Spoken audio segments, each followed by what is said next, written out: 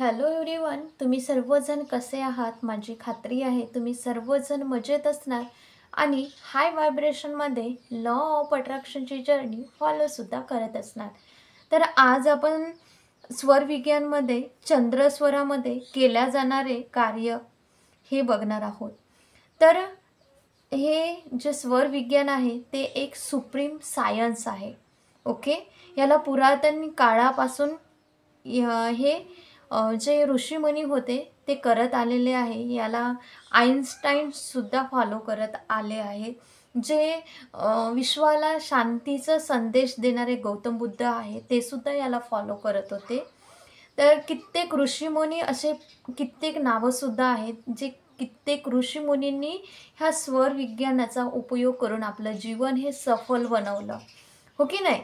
तर त्याच पद्धतीने आपल्याला सुद्धा आपलं जीवन सफलताने जगायचं आहे. सफलता आपल्या जीवनामध्ये मिळवायची आहे. प्रत्येक एरियामध्ये सक्सेस मिळवायचा आहे. तर स्वर विज्ञान हे एक सुप्रीम सायन्स आहे. ओके, तर हे एक रहस्यमयी विद्यासुद्धा आहे स्वर विज्ञान. त्यामध्ये जे स्वर विज्ञान आहे त्यामध्ये इडा, पिंगला आणि सुषुम्ना जे हे तीन स्वर म्हणजेच लेफ्ट नोस्टल म्हणजे चंद्र, राईट नोस्टल म्हणजे सूर्य, मध्य म्हणजे सुषुम्ना स्वर. ओके, तर डाव्या साईडला असते ते म्हणजे चंद्रस्वर, उजव्या साईडला असते ते सूर्यस्वर आणि मध्यभागी जे दोन्ही नोस्टल जेव्हा ॲक्टिव्ह असतात तेव्हा असतो सुषुम्ना स्वर. तर आपल्याला डाव्या साईडला म्हणजे जेव्हा चंद्रनाडी आपली चंद्रनाडी चंद्रस्वर लेफ्ट नोस्टल जेव्हा चालू असते तेव्हा केल्या जाणारे कार्य हे कुठले कुठले आपण करू शकतो हे आज आपण यामध्ये बघणार आहोत. तर तुम्हाला वाटेल की चंद्रनाडी कसं ॲक्टिव्ह आहे हे कसं बघायचं? तर आपल्या ज्या दोन नाकपुड्या आहेत, ज्या दोन नोस्टल आहेत त्याखाली दोन बोटे लावायची आहे आणि आपल्याला चेक करायचं आहे की आपल्या ज्या नोस्टलमधून जास्तीत जास्त वायू म्हणजे जास्तीत जास्त हवेचा वेग निघत आहे तो म्हणजेच ॲक्टिव्ह स्वर.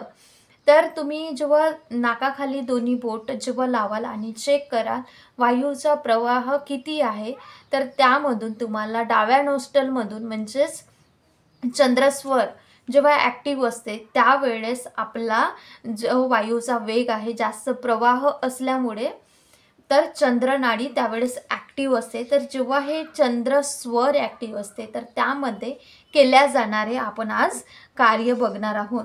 तर चंद्रस्वर ॲक्टिव्ह असताना केल्या जाणारे कार्य म्हणजे सर्वप्रथम आपण बघूया गृहप्रवेश आपल्याला चंद्रस्वरामध्ये करायचा आहे. त्यानंतर भूमिपूजन जे आहे ते सुद्धा आपल्याला चंद्रस्वरामध्ये करायचं आहे. हे चंद्रस्वर शीतल असते. ओके, आणि त्यानंतरचं कार्य जे आहे चंद्रस्वरामध्ये जलस्रोत बनवणे. आपल्याला जे पाण्याचं स्रोत तुम्ही जसं बोरवेल मारत असणार घरी तर त्यावेळेस तुमचा चंद्रस्वर ॲक्टिव्ह असायला पाहिजे म्हणजेच तुमची डावी नोस्टल ॲक्टिव्ह असायला पाहिजे. ओके, त्यानंतर कृषीचे कार्य करताना घराचा पाया तुम्ही बनवत असणार तर त्यावेळी चंद्रस्वर ॲक्टिव्ह ठेवायचा आहे. त्यानंतर व्यवसाय आरंभ करत असणार तेव्हा मैत्री करत असताना सुद्धा चंद्रस्वर ॲक्टिव्ह करायचा आहे. औषधी किंवा दवाई बनवत असणार तेव्हा चंद्रस्वरामध्येच हे कार्य करायचं आहे. तुम्ही यात्रागमन करताना सुद्धा चंद्रस्वरामध्ये करायचं आहे. आपल्या भावाला भेटताना सुद्धा चंद्रस्वरामध्ये भेटायचं आहे. तिळक धारण करताना सुद्धा चंद्रस्वरामध्ये. पूजापाठ देखील आपल्याला चंद्रस्वरामध्येच केल्या जाणारं हे कार्य आहे. लग्न विवाह संस्कार जे आहे लग्न समारंभ असेल विवाह असेल विवाह संस्कार असेल तर आपल्याला विवाहाचे जे जेवढे काही कार्यक्रम असतात विवाहाबद्दलचे लग्नाचे तर ते सर्व चंद्रस्वरामध्ये आपल्याला करायचे आहे. ओके, त्यानंतर दीक्षा घेणे तसेच देणे हे सुद्धा चंद्रस्वरामध्ये करायचं आहे. शपथग्रहण करताना सुद्धा चंद्रस्वरामध्येच करायचं आहे. आपली जेव्हा डावी नोस्टल ॲक्टिव्ह असते जेव्हा चंद्रस्वर ॲक्टिव्ह असतो त्यावेळेस केल्या जाणारे मी हे कार्य सांगत आहे. ओके, आभूषण धारण करणे किंवा आपला जो शृंगार तुम्ही करत आहात तर त्यावेळेस सुद्धा चंद्रस्वरामध्ये करायचं आहे. नवीन वस्त्र धारण करत असताना चंद्रस्वरामध्येच करायचं आहे. पेय पदार्थ ग्रहण करत असताना सुद्धा चंद्रस्वरामध्ये करायचं आहे. मूत्र विसर्जन करताना म्हणजेच लघवीला वगैरे जाताना तुम्हाला चंद्रस्वर ॲक्टिव्ह ठेवायचा आहे.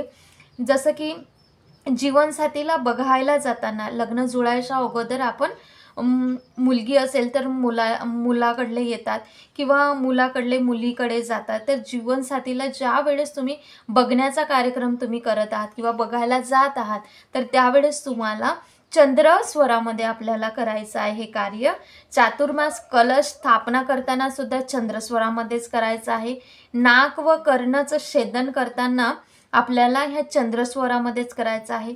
शांतीचे कुठलेही शांती कर्म करणे ह्यावेळेस सुद्धा तुम्हाला चंद्रस्वर ॲक्टिव्ह ठेवायचा आहे. ज्यांनी संगीताचा अभ्यास करत असतील तर त्यांनी सुद्धा चंद्रस्वरामध्ये आपल्याला हे संगीताचा अभ्यास करायचा आहे.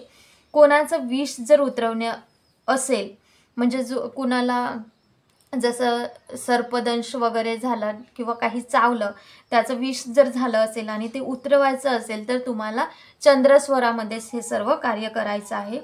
जर कुठल्या जॉबसाठी इंटरव्ह्यू देण्यासाठी जात असणार तर इंटरव्ह्यूसाठी जाताना सुद्धा चंद्रस्वरामध्ये कार्य करायचं आहे. त्यानंतर दान देत असताना सुद्धा चंद्रस्वरामध्ये द्यायचं आहे. मान सन्मान करत असताना सुद्धा चंद्रस्वरामध्ये केल्या जाते. पालतू पशूंची खरेदी करत असताना सुद्धा चंद्रस्वरामध्ये करायचं आहे.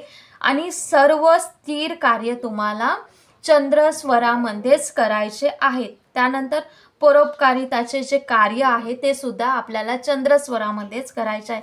हे सर्व स्थिर कार्य आपल्याला चंद्रस्वरामध्येच केल्या जाणारे हे कार्य आहेत. आपली जेव्हा डावी नोस्ट्रल ॲक्टिव्ह असते त्यावेळेस आपल्याला हे चंद्रस्वरामध्ये डावी जे नाडी असते म्हणजेच इडा नाडी या चंद्रस्वरामध्ये आपल्याला हे सर्व कार्य स्थिर कार्य करायचे आहेत. ह्या पद्धतीने हे सर्व कार्य चंद्रस्वरामध्ये केल्या जाणारे आहे. त्यानंतर आपण पुढील व्हिडिओमध्ये बघूया की सूर्यस्वरामध्ये केल्या जाणारे कुठले असे कार्य आहेत की ते आपल्याला सूर्यस्वरामध्ये करायचे आहेत. ओके, तर या पद्धतीने हे चंद्रस्वरामध्ये केल्या जाणारे कार्य आहेत. तर याचा तुम्ही अवश्य लाभ घ्या. ओके, आणि हा व्हिडिओ आवडला असल्यास आणि हा व्हिडिओ फायदेमंद वाटल्यास या व्हिडिओला लाईक शेअर आणि चॅनलवर जर नवीन असणार तर चॅनलला नक्कीच सबस्क्राईब करा आणि जास्तीत जास्त शेअर करा. Thank you so much. God bless you. Thank you for everything. Thank you thank you thank you. या पद्धतीने स्वर विज्ञानचा वापर तुम्ही करा, उपयोग करा, यूज करा आणि हे एक सुप्रीम सायन्स आहे. तर याचा नक्कीच फायदासुद्धा घ्या. Thank you so much. God bless you.